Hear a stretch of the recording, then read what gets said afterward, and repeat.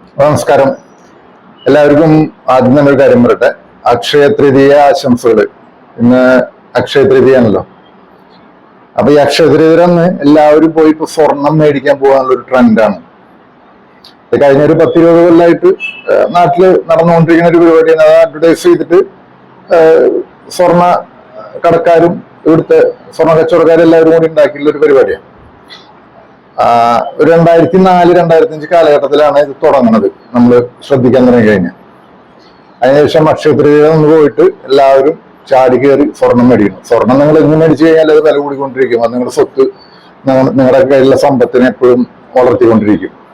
സ്വർണത്തിന് വില ഒരിക്കലും താഴെ പോവില്ല. കാരണം അത് ലോകത്ത് ഒരു അസറ്റ് ആയിട്ട് കണക്കൂട്ടുന്ന ഒരു വസ്തുവാണ് ലോകരാജ്യങ്ങളിൽ മുഴുവൻ. അതുകൊണ്ടാണ് ഈ സ്വർണത്തിന് വില കൂടുന്നത്. നമ്മുടെ കറൻസി അടിക്കണമെങ്കിലും എല്ലാം അതിന് തത്തുല്യമായിട്ടുള്ള ഗോൾഡ് നമ്മുടെ കയ്യിൽ റിസർവ് ഉണ്ടായിരിക്കണം. അതുകൊണ്ടാണ് സ്വർണത്തിന്റെ വില കൂടുന്നത്. അല്ലാണ്ട് നമ്മളിവിടെ നാട്ടിലുള്ള ആളുകൾ സ്വർണം മേടിച്ചിട്ടോ അല്ലെങ്കിൽ കല്യാണ ആവശ്യങ്ങൾക്ക് സ്വർണം മേടിച്ചിട്ടൊന്നല്ല സ്വർണത്തിന്റെ വില കൂടുന്നത്. സ്വർണത്തിന്റെ വില കൂടുന്നത് ലോകരാജ്യങ്ങൾ മുഴുവൻ സാമ്പത്തിക മാന്ദ്യത്തിൽ നിന്നെല്ലാം അവർക്ക് മുമ്പിലേക്ക് വരാൻ വേണ്ടിയിട്ട് അവർക്ക് ഇപ്പോൾ അവരുടെ കറൻസി അവർക്ക് പ്രിന്റ് ചെയ്യണമെങ്കിൽ അതിന് തത്തുല്യമായിട്ടുള്ള ഗോൾഡ് അവരുടെ കയ്യിൽ റിസർവ് ഉണ്ടായിരിക്കണം. അതിനുവേണ്ടി എല്ലാ രാജ്യങ്ങളും സ്വർണം ബുള്ളിയൻ മാർക്കറ്റിൽ സ്വർണം മേടിച്ചു വയ്ക്കുകയാണ്. സ്വർണത്തിന് ഇനിയിപ്പോ 10,000 രൂപയുടെ മുകളിലേക്ക് വില വരുമെന്ന് പറയുന്നുണ്ട്. 10,000 ചിലപ്പോൾ അതിന് മുകളിലേക്കും വില വരാൻ ചാൻസ് ഉണ്ട്. കാരണം ലോകത്ത് ഇപ്പൊ നടക്കുന്ന പല ക്രൈസിസുകൾ, ഇപ്പൊ അമേരിക്കയിൽ നടക്കുന്ന പ്രശ്നങ്ങളാണെങ്കിലും യുദ്ധം അങ്ങനെയുള്ള കാര്യങ്ങളെല്ലാം വന്നു കഴിഞ്ഞാൽ അങ്ങനെ സ്വാഭാവികമായിട്ട് സ്വർണത്തിന് വില കൂടാം. സ്വർണം എന്തുകൊണ്ടൊരു നല്ല അസറ്റാണ്, അല്ലാതെ പറയുന്നില്ല. പക്ഷേ ഈ അക്ഷയ തൃതീയയുടെ പേരും പറഞ്ഞ് ഇവിടെ നടക്കുന്ന സ്വർണ്ണ കച്ചവടമാണ് ആളുകളെ വെറുതെ പൊട്ടന്മാരാക്കണം. അപ്പൊ നിങ്ങൾക്ക് വേണമെന്നുണ്ടെങ്കിൽ സ്വർണ്ണം ഏത് സമയത്തും പോയി മേടിച്ചു വെക്കാലോ.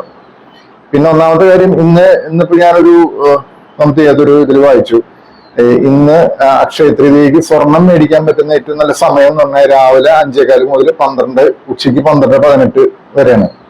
അത് കഴിഞ്ഞാൽ നല്ല സമയം ഇല്ല എന്നാ പറയണത്. ഇന്ന് രാത്രി ഇപ്പൊ 12 മണിക്ക് പോയി മേടിക്കണമാരുടെ കാര്യം അപ്പൊ അവർക്ക് പ്രത്യേകിച്ച് കാര്യമൊന്നുമില്ല, ആളുകളെ പറ്റിക്കാൻ വേണ്ടിയിട്ടുള്ളൊരു കാര്യമാണ്. അപ്പൊ ഈ അക്ഷയ തൃതീയ അന്ന് നമുക്ക് എന്ത് കാര്യങ്ങളും ചെയ്യാം, ഇന്നതൊന്നുമില്ല. അതായത് നല്ല കാര്യങ്ങളായിട്ടുള്ള, അല്ലെങ്കിൽ നിങ്ങൾ പുതിയതായിട്ടുള്ള എന്തെങ്കിലും ബിസിനസ് ആരംഭിക്കുന്നു, അതല്ലെങ്കിൽ വേറെ നിങ്ങളുടേതായുള്ള പുതിയൊരു എന്തെങ്കിലും കാര്യങ്ങൾ പുതുതായിട്ട് നിങ്ങൾക്ക് ആരംഭിക്കാം. സ്വർണം മേടിച്ചു വയ്ക്കണമെങ്കിൽ നിങ്ങൾക്ക് ഒരു സ്ഥലം മേടിക്കണമെങ്കിൽ സ്ഥലം മേടിക്കാം, അല്ലെങ്കിൽ നിങ്ങൾ വേറെ എന്തെങ്കിലും വസ്തുക്കൾ മേടിച്ചു വയ്ക്കാം. ഇതെല്ലാം ഇതൊരു ജൈന ഹിന്ദു വിശ്വാസപ്രകാരം ഒരു നല്ല ഒരു ദിവസമായിട്ട് കണക്കാക്കുന്ന ദിവസമാണ്.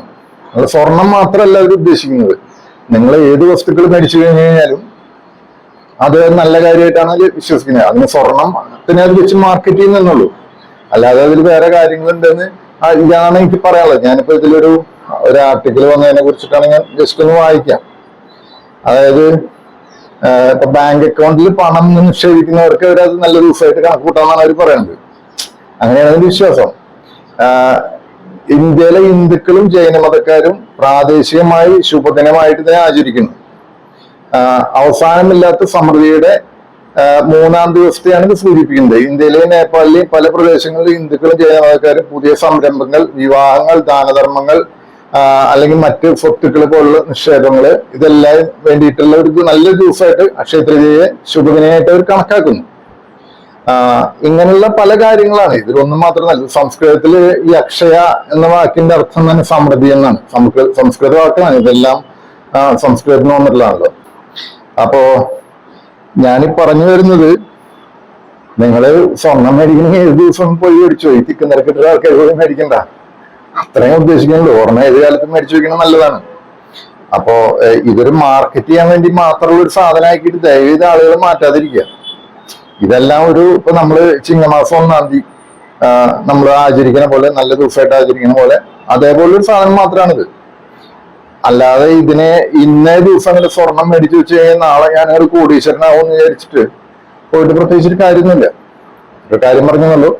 ഏതായാലും എല്ലാവർക്കും അക്ഷയ തൃതീയ ആശംസകൾ ഒരിക്കൽ കൂടി നേർന്നുകൊണ്ട് ഇതുപോലെ തുടർന്നും വീഡിയോ ആയിട്ട് നമുക്ക് കാണാം. ബൈ.